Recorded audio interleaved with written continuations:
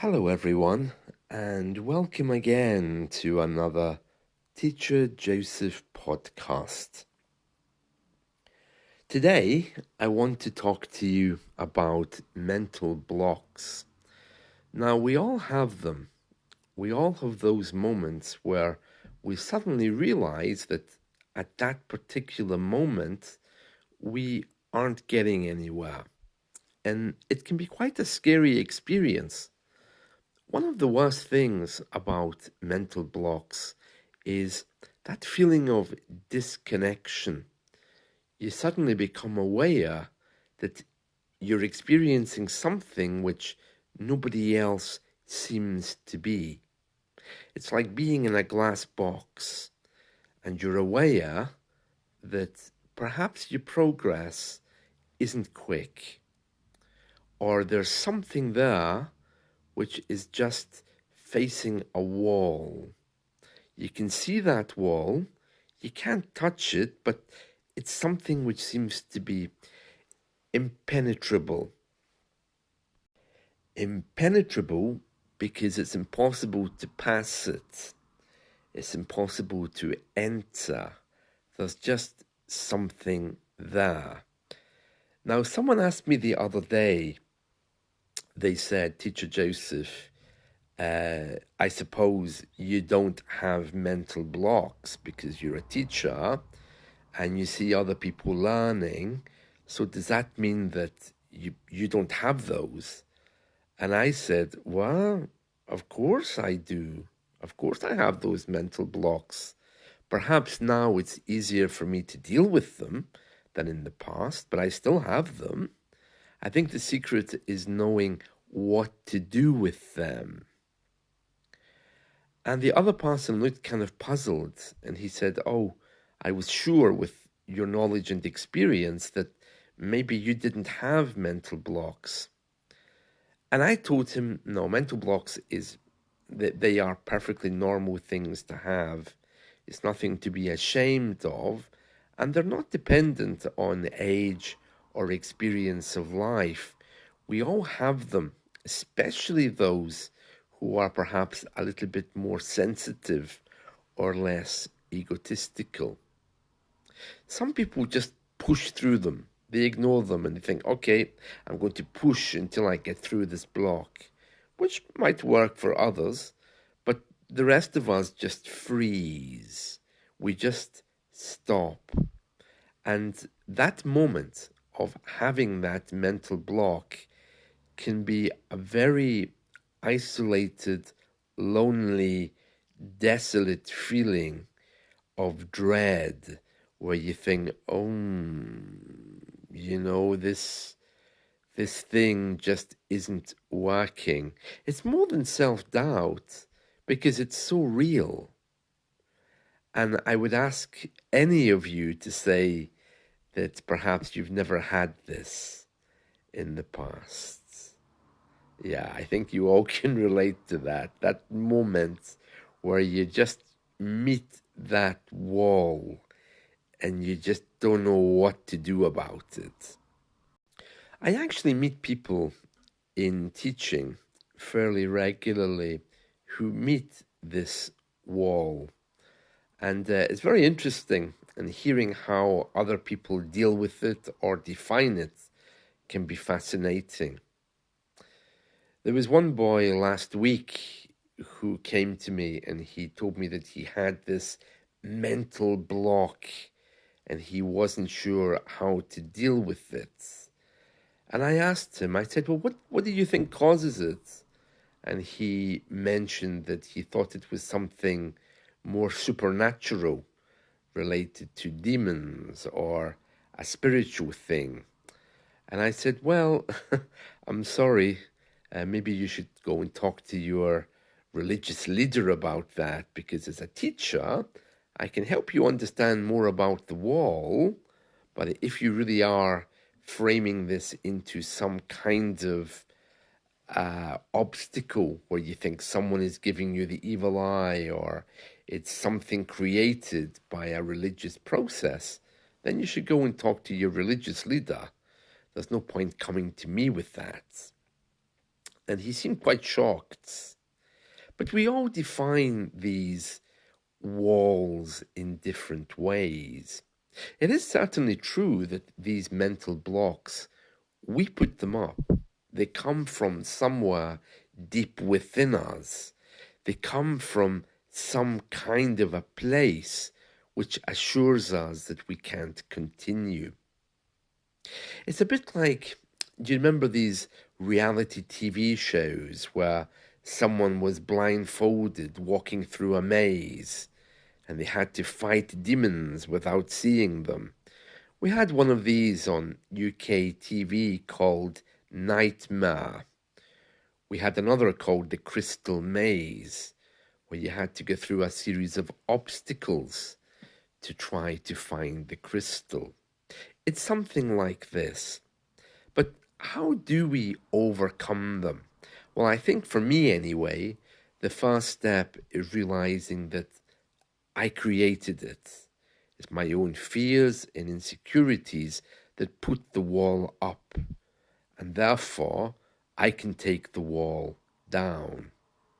When these things come up, these feelings of great self-doubt, and we meet that wall which we can't seem to pass through, it's usually because our mind is afraid or doesn't want to continue because there's something there which is challenging maybe a previously held belief.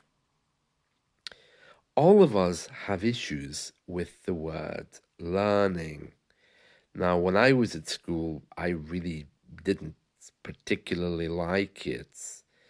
It seemed to me that the teacher's job was to punish people, not to educate them, because they were looking for evidence, even the smallest piece of evidence, that somehow or other the student would fail. And they wanted to catch you failing and then punish you physically, either with a belt or a cane or with their hands. Physical punishment in school was not removed in the UK until 1980. So that gives you an idea of how my generation was educated. It was through fear. So we often receive these barriers and we shouldn't fear them. They're actually gifts to us. They're just telling us, be careful. Because either you think you're not worthy of going forwards, or you're getting memories of what the word learning should look like. Oh, this is too easy. Where's the physical punishments? Or perhaps your mind is telling you that just at the moment you should be careful. You're waiting for the fall. There's other reasons, of course, why we have these barriers. It could just be because of exhaustion, especially if you feel some sense of stress with it. Your body could be telling you just to slow down. Lack of sleep, poor nutrition, maybe side effects of medication. Procrastination's a big one as well. If you're doing something and moving forward quickly, maybe your mind is saying, well, it's time for you to slow down, otherwise you're going to get anxious. A cluttered work environment or a cluttered family environment can have the very same effects. Imposter syndrome is something which professionals say is a feeling that you're inadequate or somehow incapable, and that also can cause blocks. Perfectionism, of course, and the last one, pessimism, which is that negative outlook which tells you that you can't do something. The first thing I do when I have a mental block is to realize that I've put it there. Okay, so it's not from some outside source. It's, many people say that it's one of the things from the list that I've just mentioned there. I don't really believe that. I think most things just come from us. We have feelings, we're not robots.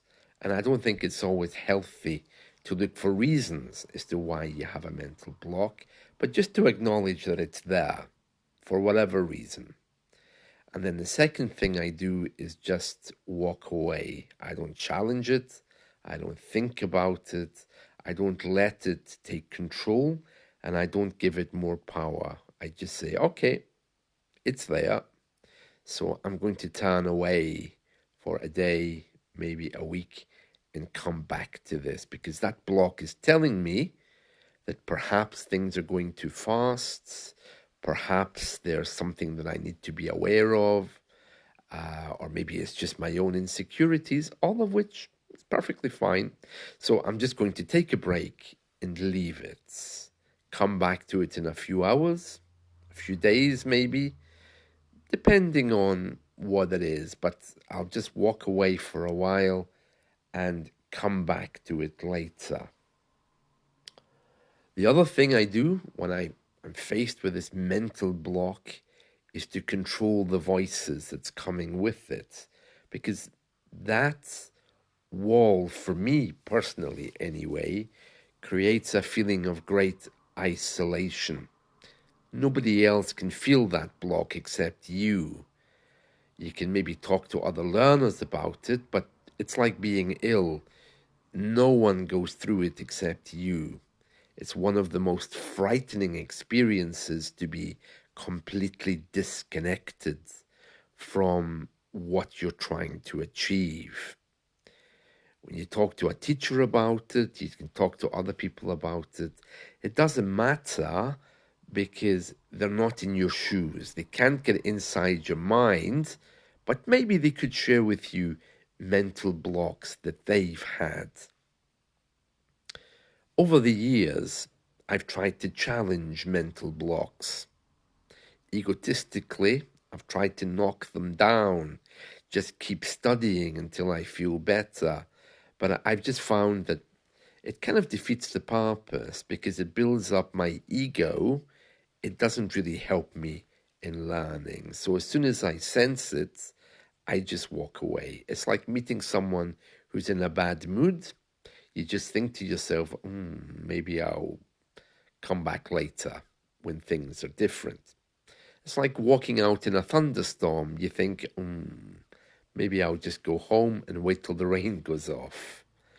Or when you go to lift your cat and your cat runs away or hisses at you and you think, maybe I'll just leave this for the moment rather than try to make a bad situation worse. So, walking away, controlling the chatter is the second thing that I do.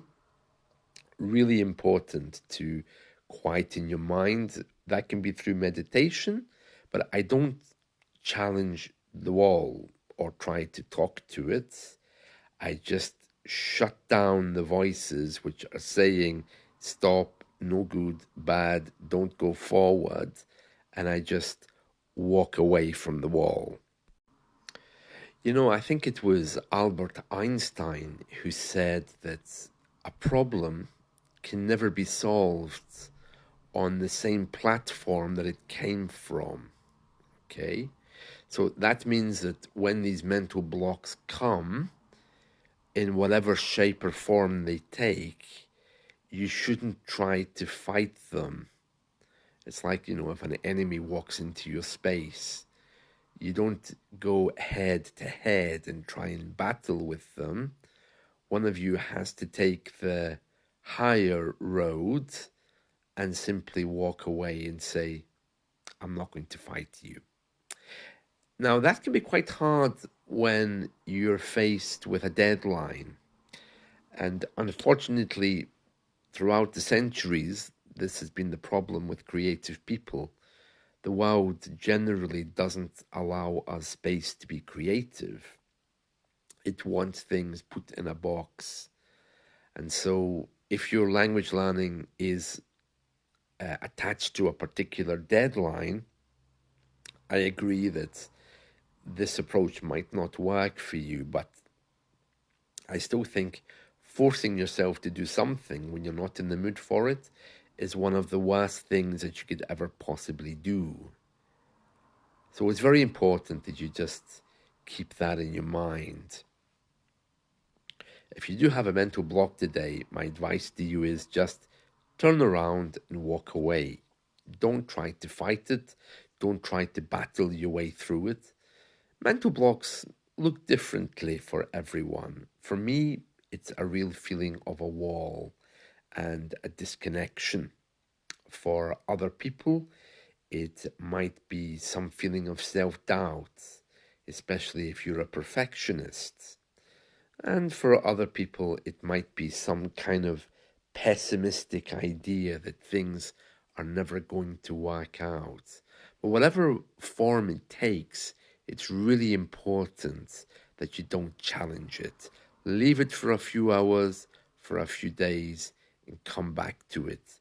If it slows down your learning process, if you're working towards a particular deadline, maybe going through a book or a self created lesson plan, then change it, delay it, give yourself an extra week or a few days. I think that's the most effective way to deal with a mental block, not to go head to head with it, but just completely leave it. And then when you're calmer, when you're ready to face it with a new attitude, talk to someone about it, come to a teacher with it, and just slowly begin to restart again. And that's it from me. So I hope you found this helpful. Let's talk again soon. See you. Bye.